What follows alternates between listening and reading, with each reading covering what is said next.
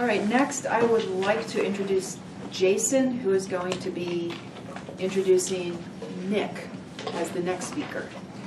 Jason?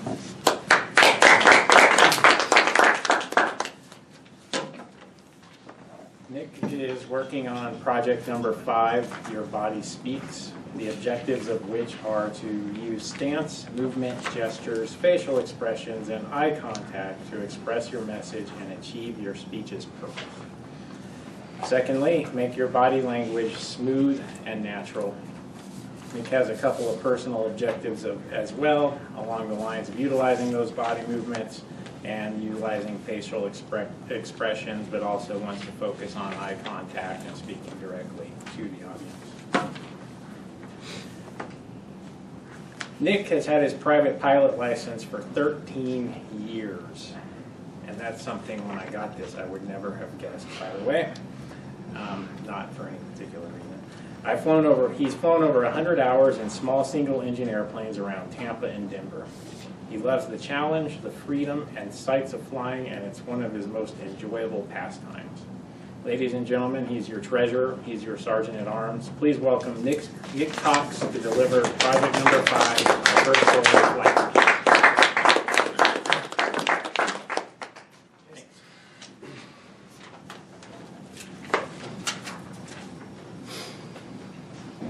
Okay, raise your hand if you get excited when you hear an airplane fly overhead. Boom.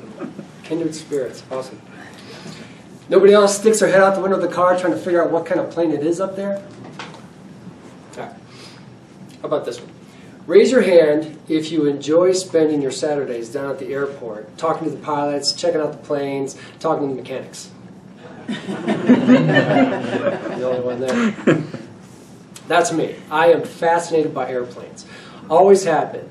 I don't know why. It's just something that I can't explain. When I was 13, my best friend's dad took us up for a flight, and it was one of the greatest experiences of my life. Listening to him talk on the radio to air traffic control, watching him use the instruments and adjust the avionics, the seemingly magical physics behind keeping this lump of metal in the air flying. Then there were also the cool things that you see. Flying over the beach at 500 feet, seeing swimmers on one side and seeing sharks feeding on the other side, Doug, or David. Also seeing manatees huddled in the warm water outlets of the power plants when it's nippy out. Flying at 3,000 feet, coming just over the head of a stork, and seeing his face look up at you and freaking out when he sees his plane right next to him and having a heart attack and falling down. Or flying at 15,000 feet, almost 3 miles in the air, in a plane that's not much wider than this table right here. I loved it, all of it. It was fantastic. So exactly 13 years ago, this last Sunday, I started flight training at an airport in Tampa, Florida. After passing my written exam, and on my 7th flight, my instructor turned to me and said, "Nick, you're ready to solo. Let's do it today." Okay, so there I sat at the end of runway 36, alone, in my little Cessna single-engine 172 airplane. This was the moment that I've always waited for. This is what I always wanted to do. And what am I feeling? I'm feeling terrified. I'm feeling full of dread. I'm sweating. My hands are shaking. My legs are bouncing up and down on the pedals like this. I'm losing my nerve. This is what I've always wanted to do, and all I can think of are reasons not to do it. The sun's too bright. There's too many birds out there. The engine doesn't sound good. This plane is older than I am, which it was. How does the instructor know I'm ready to go? Just when I was about to turn the plane around and head back to the airport, I heard a voice say over the radio, "Nick, you ready to go?" And that's when I realized I wasn't alone. My instructor was sitting in the golf cart about 100 yards away with binoculars and a radio, and he was watching everything I did.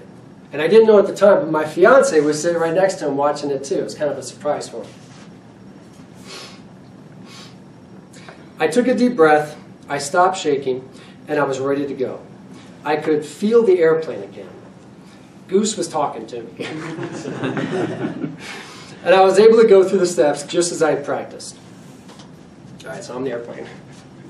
All right, line it up on the runway, give it full throttle. At 55 knots, rotate up, and I'm flying. At 500 feet, turn crosswind. At 1,000 feet, turn downwind. Bring it around on the base, come in on final, pull the power, put in full flaps, bring it down at 10 feet flare, and touchdown. Perfect landing. I did it. I made my first solo, and it was beautiful. Now I just need to do it 2 more times. You got to do 3 successful solos to get your endorsement. Came around, took off, brought the airplane around, got on final, brought it down, touchdown. Perfect flight number 2.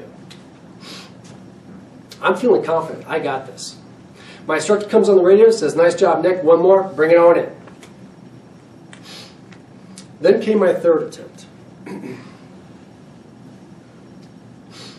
My takeoff was fine. My pattern was good. When I came around for my landing, I was a little high.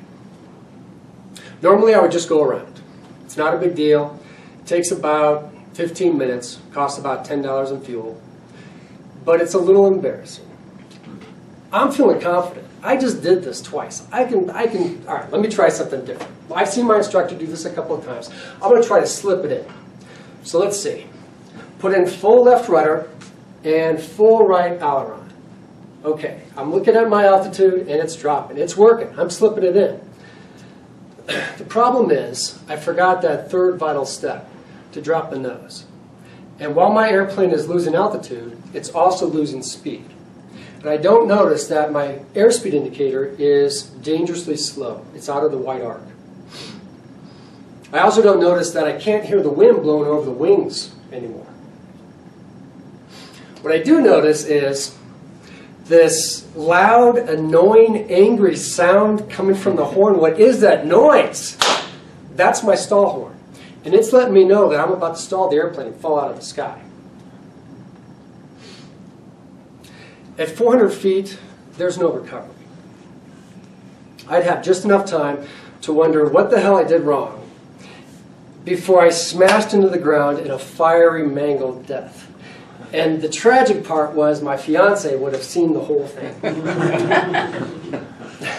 Happily, everything worked out okay. I pointed the nose down once I figured out what was going on, straightened the wings, and came in for a 3rd perfect landing. When I got back to the airport, my fiance came out and surprised me. I was also surprised by the Gatorade full of cold ice water that got dumped over my head.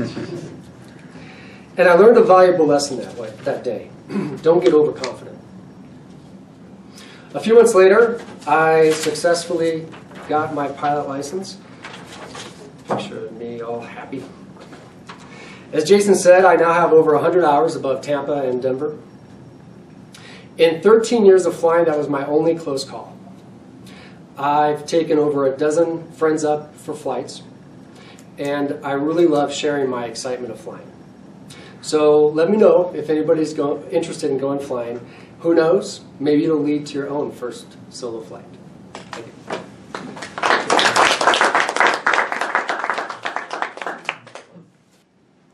Next, I'd like to introduce Jason to do his evaluation for Nick.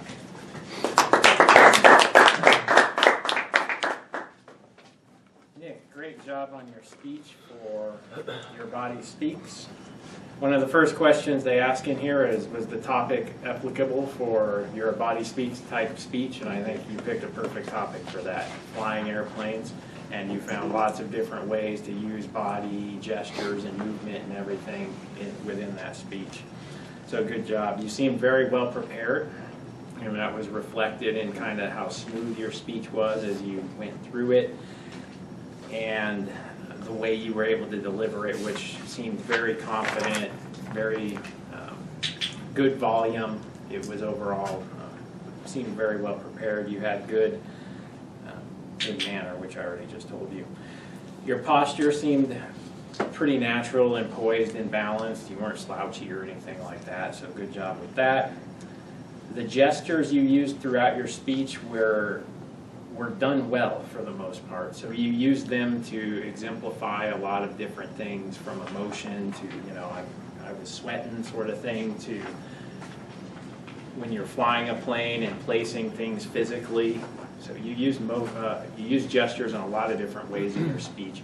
The one comment I would have on that is make sure when you're doing a speech where you're wanting to do that very purposefully, that when you're not wanting to use gestures for something, maybe try and keep your hands a little more still. So you had a lot of purposeful stuff going on, but when you were just talking about whatever, you were kind of doing a lot of just this sort of hand motion stuff that we all do when we speak, when I'm doing right now. But when you couple that with, you know, you're trying purposefully to do things, after a while, it's just a lot of hand movement going on. So something to think about. Body movement overall was pretty good. You didn't move a whole lot from here, and we don't have a lot of space in this club. A lot of people tend to stay rooted right here behind this podium. But you did good when you were flying around the room, so that worked very well. One thing to think about there, and this kind of gets back to the gestures, is when you're using the stage and you're using gestures, this was described to me once as the hologram effect. And the way it was described to me is, with all due respect to the speech that was given after yours, another guy was giving a speech about a person at a funeral, and they were laying in their casket over here. And then he was talking about his wife, who he loved very much, and so on, and he physically kind of placed them in that same spot on the stage. So now you've got people associating mentally sort of this casket slash my wife, who is still living, I'm trying to talk about, in the same place. I didn't detect too much of that. I think you placed your wife sitting next to you at one point on a beach where people had earlier been swimming in Tampa.